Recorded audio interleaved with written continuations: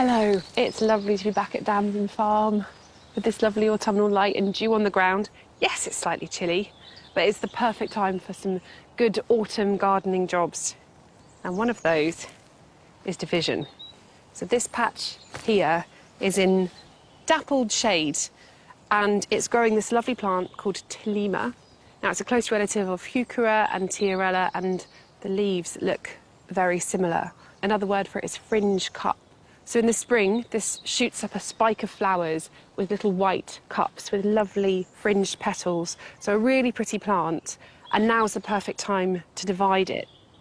Now, from here, with a bit of careful prizing, I reckon we can get 3 or 4 good plants. But with a bit of extra, you could, if you wanted to, get even more.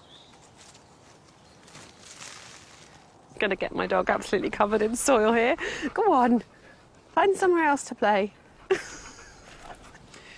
Spring and autumn are the best time for doing division of perennial plants. Now, the benefit from doing this now is that over the winter, these roots have even more chance to put on some growth, get really, really strong and well established. Maybe in the spring, the flowers will not be quite so prolific, but from then on and each year, they should get stronger and stronger and be really healthy plants. And with getting them from the garden, all of the mycorrhiza, all of the bacteria that are already in the soil and interacting with this plant to keep it healthy will go into its new home and keep these little new plants healthy as well.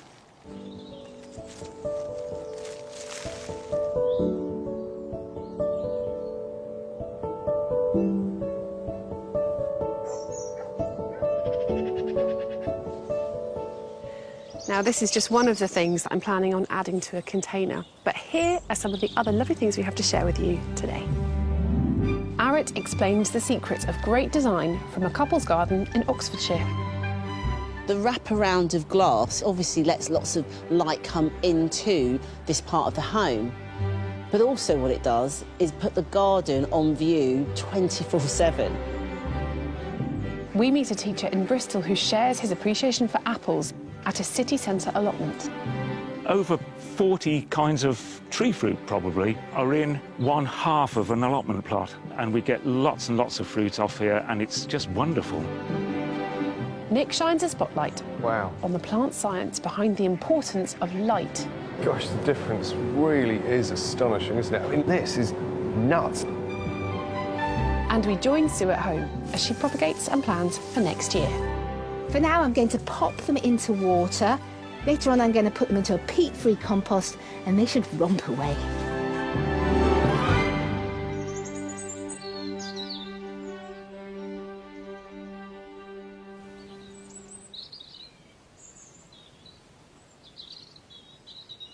Now, I have been coming here for the last couple of seasons and seen the garden change, and it's always such a beautiful space. And that's really because Alison Jenkins, who lives here and gardens here, has put it together so very well.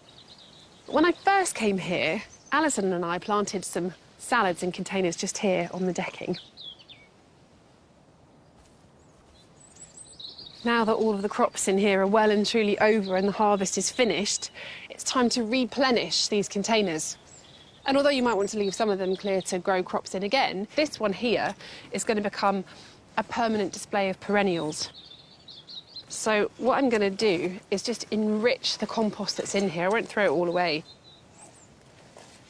So I'm just going to add homemade compost to this container, and that will bring nitrogen and potash and phosphates and all of those good plant nutrients that are needed for plant growth.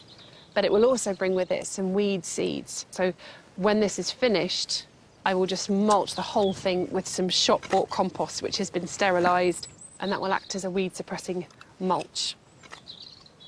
And the first plant I'm going to add to this is a bulb. Obviously, autumn is bulb planting time of the year. This is a narcissus, a daffodil, called Thalia.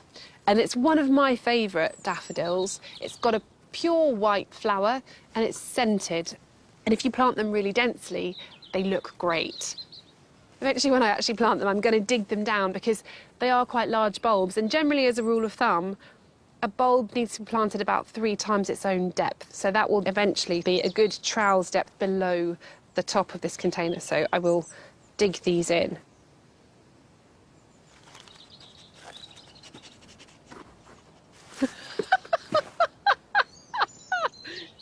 lower.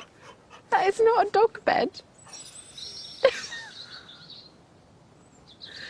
There we go.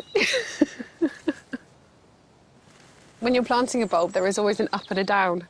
So look for the root plate, the basal plate, that's this bit at the bottom, that's got the roots coming out of it. And then the tip is the growing tip where the leaves will come. And always make sure you're putting healthy bulbs in. Sometimes they can go a little bit soft, but a nice firm bulb should make a healthy plant.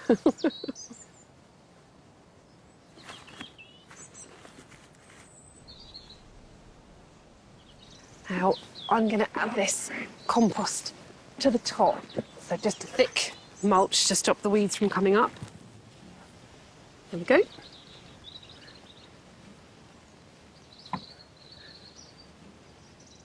In terms of the actual planting that's going into here, some of it comes from the garden. So there's the Telema that I divided just now, and also some Melica, which has come from the garden. That is a beautiful ornamental grass, really, really underrated. There are also some plants that have been brought in, like this. This is a Carex Appalachica. And I'll put 3 of them in with a fern. This is a Polypody, and another 3 of those will give an evergreen structure throughout the pot. If I just get the placement of those first off, sets of 3 or 5 do create balance in a container, and a slightly symmetrical layout will make this look good from every angle. Obviously, if you were putting it against a wall, you'd want more interesting things at the front and taller things at the back. So if I get them actually planted in, we can work the rest from that point.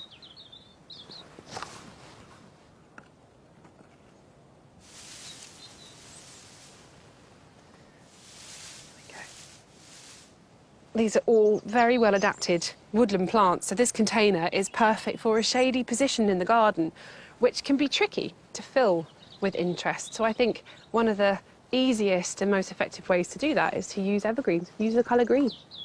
Best colour there is anyway.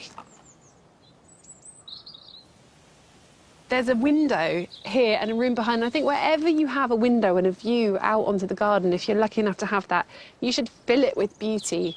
So little containers like this draw your eye out and create something beautiful to look at, even in the depths of winter when you may not actually want to go outside into the garden. So the next thing to go in will be the Telema I divided earlier on. And because that has quite a tall flower spike, that will look best in the middle. I'll just snip off the dead leaves and stems just to make it look really neat. Because I think when you have something in a container display, you really are displaying it. If I was just plonking this back in the border, probably wouldn't go to that much effort, but there we go. Nice and neat.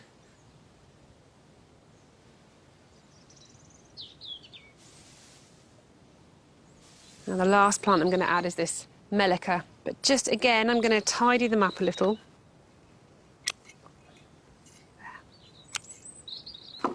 So don't go throughout and then sprout up through the whole display and create a little bit of chaos in this very symmetrical planter.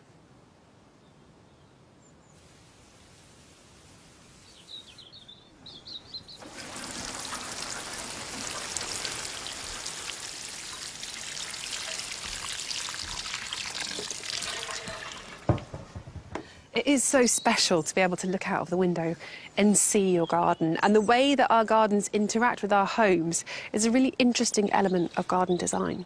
Now, Arit went to Oxfordshire to discover more. We gardeners get so attached to our outdoor spaces, and why wouldn't we? We spend precious hours nurturing and loving the space that is our unique garden, our piece of land. So when we have to reluctantly give it all up and move on, it can be heartbreaking.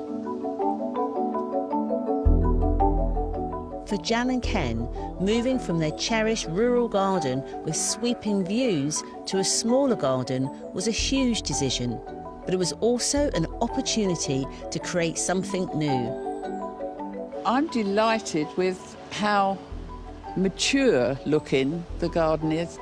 And I'll get up and I'll walk around this garden at 6 in the morning And it's beautiful with the sunrise. It's really lovely.